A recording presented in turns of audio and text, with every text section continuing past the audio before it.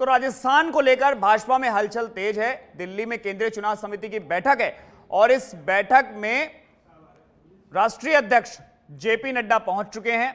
इस वक्त की ये अपडेट आपको बता रहे हैं। राष्ट्रीय अध्यक्ष जेपी नड्डा भी इसमें पहुंच गए हैं।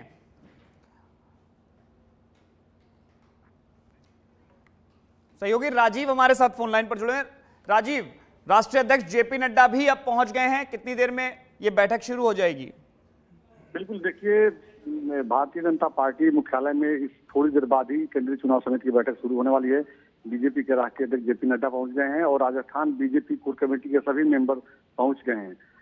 गृह मंत्री अमित शाह थोड़ी देर में पहुंचने वाले हैं और 8 बजे प्रधानमंत्री पहुंचेंगे। हालांकि जो बैठक होती है, अब जेपी नड्डा पहुंच गए हैं और थोड़ी देर बाद जब गृह मंत्री पहुंच जाएंगे उसके बाद नामों पर चर्चा शुरू हो जाएगा और 8 बजे प्रधानमंत्री के पहुंचने की जानकारी मिल रही है। उस दौरान राजस्थान को लेकर जिन उम्मीदवारों का नाम पैनल में शामिल किया गया है उन पर चर्चा की जाएगी और आज उम्मीद जताई जा रही है कि आज जो है उन नामों पर मुहर लगा दिया जाएगा।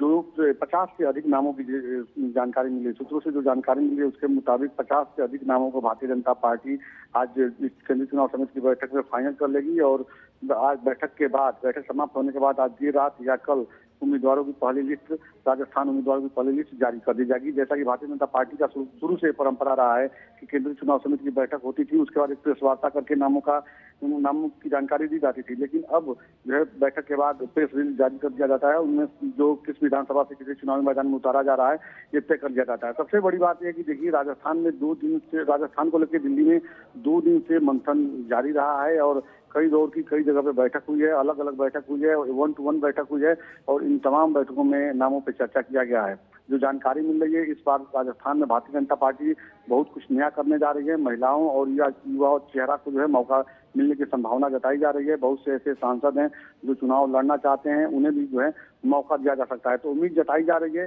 कि जो पहली लिस्ट जारी होगी उसमें 1-2 सांसदों का भी नाम आ सकता है। साथ ही जो महिला आरक्षण की बात भारतीय जनता पार्टी कर रही थी, कानून बन गया, लेकिन ये कब इम्प्लीमेंट होगा ये समय की बात है। फिलहाल भारतीय जनता पार्टी जनमानस में एक मैसेज देना चाहती है कि जो 33% आरक्षण की बात भारतीय जनता पार्टी करती रही है वो अभी से जो है तो राजीव, ऐसा माना जाए कि 8 बजे बैठक शुरू होगी और उसके कुछ ही घंटों के भीतर पहली सूची उम्मीदवारों की सामने आ जाएगी?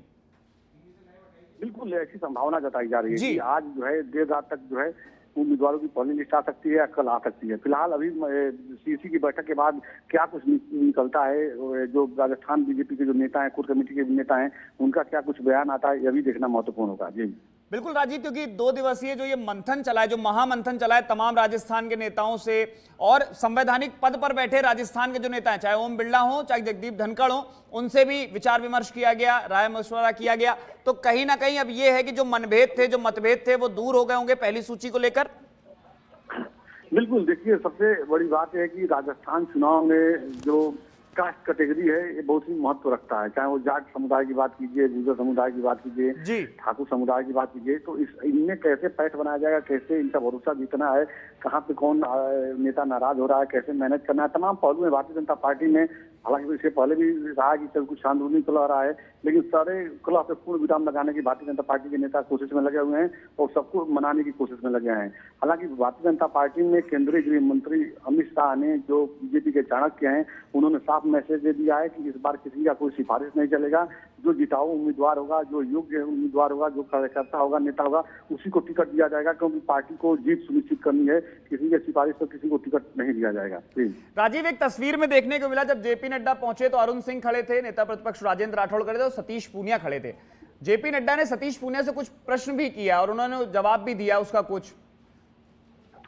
बिल्कुल, अगर देखिए सतीश पूनिया की बात की जाए तो आमतौर पर अगर देखा जाए तो चूंकि सतीश पूनिया को बीजेपी के राष्ट्रीय अध्यक्ष केंद्रीय नेतृत्व ने जो है मैसेज किया था कि आप शाम 6 बजे सीईसी की बैठक है और उस बैठक में शामिल हो जाइए, उसी संदर्भ में उन्होंने उनसे चर्चा किया है।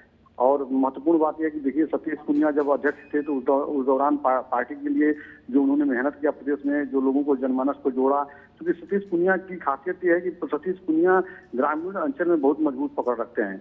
तो ऐसे में उनका यहाँ पे उनको बुलाना और उनसे राय लेना अपने आप एक महत्वपूर्ण बात है। अगर बात किया जाए देखिए तो कहीं न कहीं पूर्व मुख्यमंत्री वसुंधरा राजे को लेकर के तमाम लोगों के मन में तमाम तरह के सवाल खड़े हो रहे हैं कि वसुंधरा राजे अभी भी कहीं ना कहीं उनके मन में यह सवाल उठ रहा है कि उनको कोई जिम्मेदारी बड़ी नहीं दी जा रही है, जो वो जिम्मेदारी अपनी सुनिश्चित करना चाहती हैं। तो उनको लेकर के हालांकि कोई कुछ बयान नहीं दे रहा है, लेकिन जो कहा जा सकता है, जो उनका जो व्यवहार है, जो तौर तरीका है, उसमें कुछ बदलाव जरूर नजर आ रहा है। तो क्या वसुंधरा राजे नाराज हैं? क्या वो अपने अधिकारों को लेकिन चाहती हैं? राजीव, सबसे बड़ा प्रश्न ये, जब जेपी नड्डा और अमित शाह जयपुर पहुंचे और जब उन्होंने विचार विमर्श किया था उस दौरान, और उस दिन के बाद से अगर अभी आज की भी जो तस्वीरें सामने आई हैं जब सीसी की बैठक के लिए पहुंची हैं, तो पूर्व मुख्यमंत्री वसुंधरा राजे की जो बॉडी लैंग्वेज है वो कहीं ना कहीं कॉन्फिडेंट दिखाई दे रही है।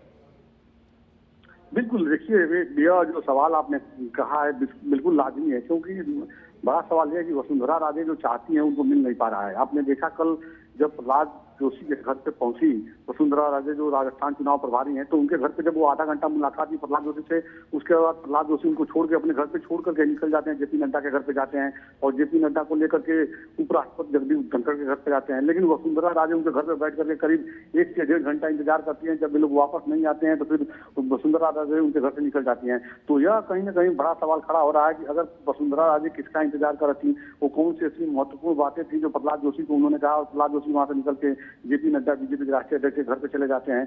तो अभी भी तरह तरह के सवाल खड़े हो रहे हैं। लेकिन फिलहाल भारतीय जनता पार्टी इस बार, जो भारतीय जनता पार्टी का जो केंद्रीय नेतृत्व है, इस बार जो पैमाना तय किया है कि जिताऊ उम्मीदवार को ही हम टिकट देंगे, किसी के सिफारिश पर, किसी के गुट के किसी व्यक्ति को हम टिकट नहीं देंगे।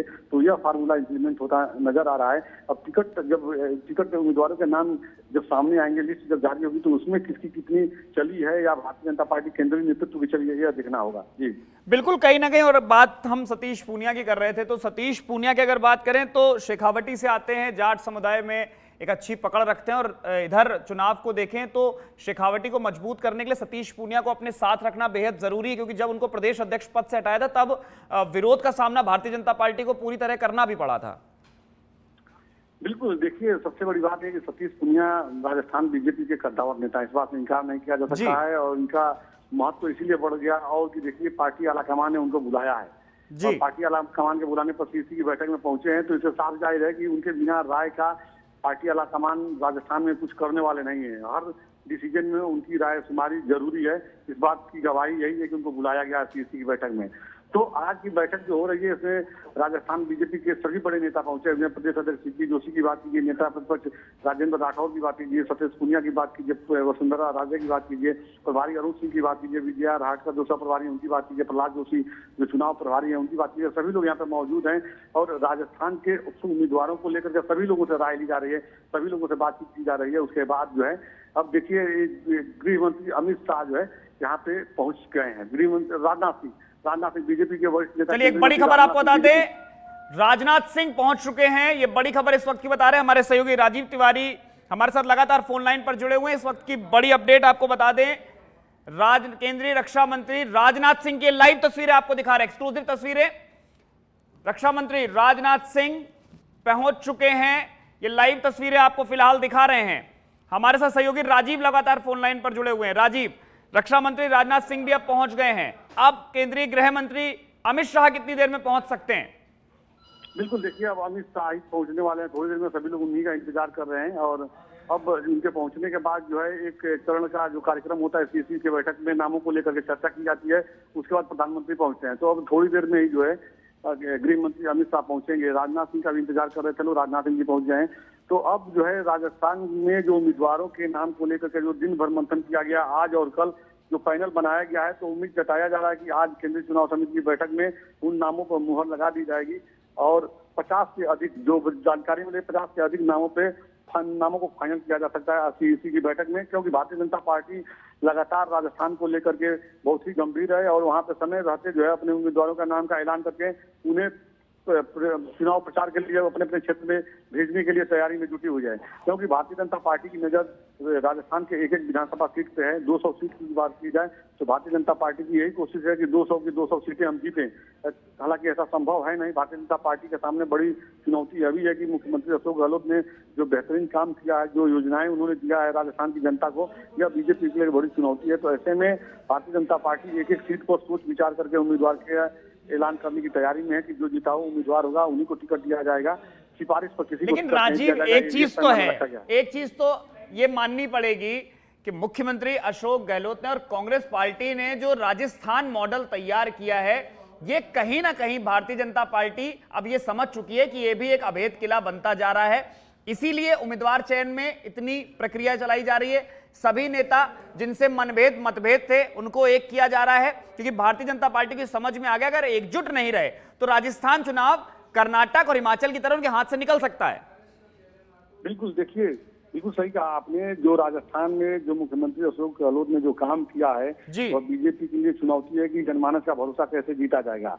प्रधानमंत्री के चेहरे पर चुनाव लड़ा जाएगा, केंद्र सरकार की योजनाओं को जनता के बीच लेके जाया जाएगा। ऐसे में कितना जनता भरोसा करेगी भारतीय जनता पार्टी पर, यह एक बड़ा सवाल है। और ये जिस तरह से आपने कर्नाटक और हिमाचल प्रदेश का उदाहरण दिया, यही स्थिति जो है न बन जाए बीजेपी की राजस्थान में। यही वजह है कि लगातार मंथन किया जा रहा है और मंथन करने के बाद जो है नामों को फाइनल किया जाएगा। सबसे बड़ी देखिए बात यह भी है कि भारतीय जनता पार्टी के मन में यह भी डर है कि अगर वह किन सीटों पर अपने उम्मीदवारों को उतार रही है, वहां पे कांग्रेस पार्टी का कौन सा सामने उम्मीदवार खड़ा होगा, यह भी एक चुनौती बना हुआ है। तो बहुत सोच विचार करके और कहा जा सकता है कि मंथन करने के बाद भारतीय जनता पार्टी ने अपना फाइनल तैयार किया है। इस सीसी की बैठक में किन किन नामों को फाइनल किया जा रहा है यह देखना होगा। फिलहाल राजस्थान का चुनाव जीतने के लिए भारतीय जनता पार्टी पूरी एड़ी से चोटी का कहा जा सकता है दम लगाई हुई है, हर संभव जीतने की कोशिश में जुटी हुई है।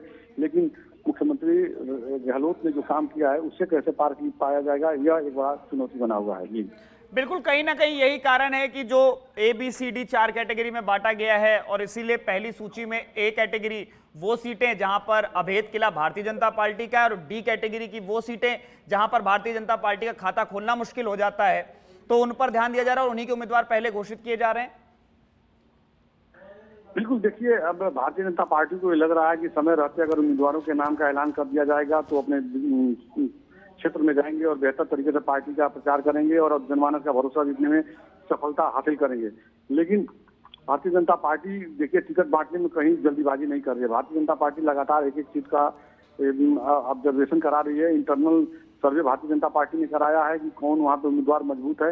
एक सीट पर कई टिकट के दावेदार हैं, लेकिन एक जो टिकट देखिए एक जानकारी और देना चाहेंगे। इस समय राजस्थान के तमाम टिकट के दावेदार दिल्ली में जमे हुए हैं, लेकिन उनके सामने बड़ी चुनौती यह हो गई है कि ऐसा पहली बार हो रहा है कि राजस्थान में जो है गुपचुप तरीके से बैठकें हो रही हैं।